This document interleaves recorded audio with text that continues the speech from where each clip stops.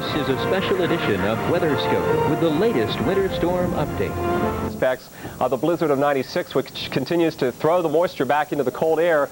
And you can see all the darker colors, the blues, indicating the higher cloud tops or the colder cloud tops. And off the coast, those bright colors indicating thunderstorms out over the Gulf Stream. And that warm water in the Gulf Stream really helped to fuel the storm. Pressures have dropped down below 990 millibars, and certainly not as low as the blizzard of 83 or certainly the President's Day storm of 79, but still the snowfall amounts have been prolific, of historical proportions. And one of the spots which may break its 24-hour snowfall record, that remains to be seen, is Washington, D.C. It's still coming down pretty hard in the suburbs, over 20 inches. And our very own Jeff Morrow from the Weather Channel has been camped out just down the road from the Capitol.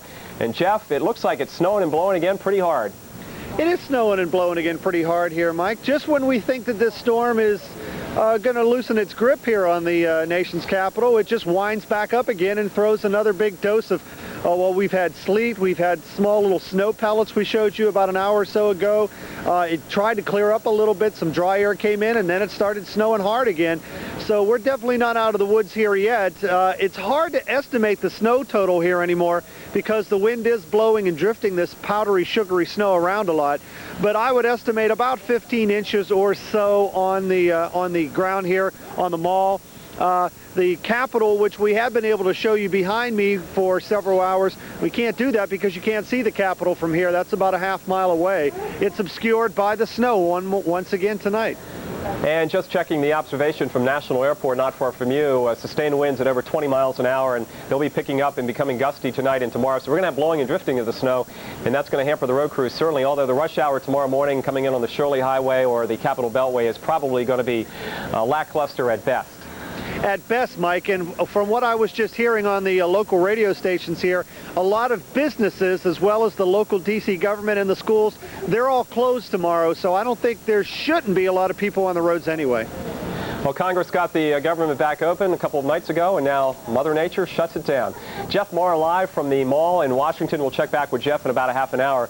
Now looking on the unbelievable snowfall totals. If you've been following this storm, take a look at Philadelphia. This is an all-time 24-hour total in Philadelphia, 27 inches, and it's still coming down. Also, Roanoke and Lynchburg, those are both 24-hour totals. Washington, out in the suburbs at Dulles Airport, 20 inches now, and 16 in New York at LaGuardia, a little bit less in the park. In Boston, where it just began snowing hard recently, up to 4 inches, but by this time tomorrow, 1 foot to 2 feet of snow across a good deal of southern New England. In New York City, the Weather Channel's Jill Brown has been keeping up with the snowfall. It's still snowing right there where she's planted in Central Park. Jill, give us the latest.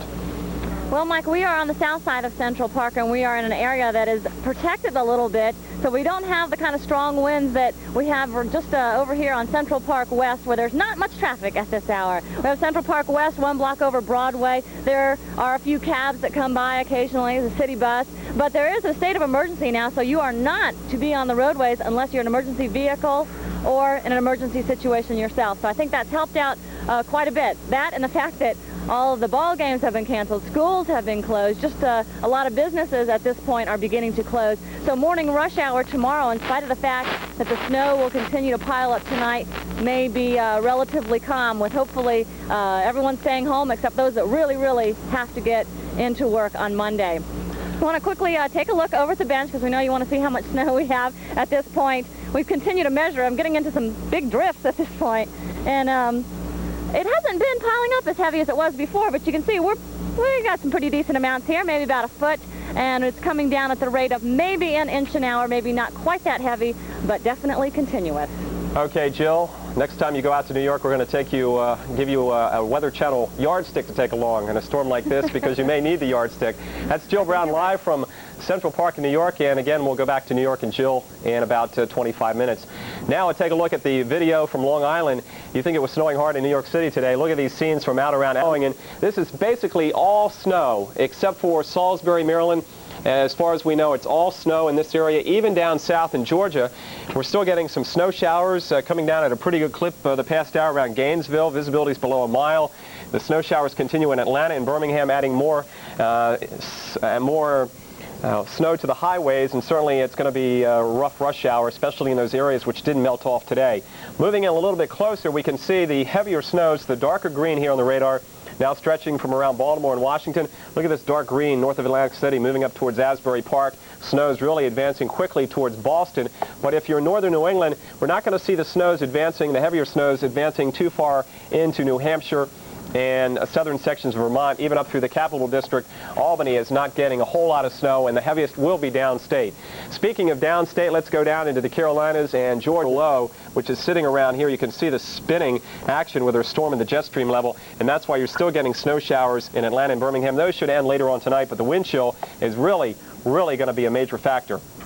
Here's a look at the snowfall history since Friday, 1 foot or more in many of these areas, and we're talking up to 3 feet in Blacksburg, Virginia. Some of the ski resorts in West Virginia getting as much as 1 to 2 feet, and that's great for skiing, not so good for traveling. As Jill mentioned, states of emergency continue. New York City, New Jersey, Philadelphia, stay off the highways, give the chance for the road crews to continue to clear up the roadways.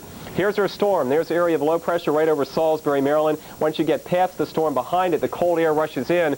So temperatures in Norfolk have fallen from the 40s back to the 20s, and that snow or that rain has changed over to some freezing rain and snow. Highways in the Tidewater, Virginia Beach, Hampton Roads, and Norfolk are just terrible. And just quickly, the other... Of course, as Mike just showed you, but in the west, we're seeing a little activity too. Don't want to forget about you with our front moving on through into the Pacific Northwest and really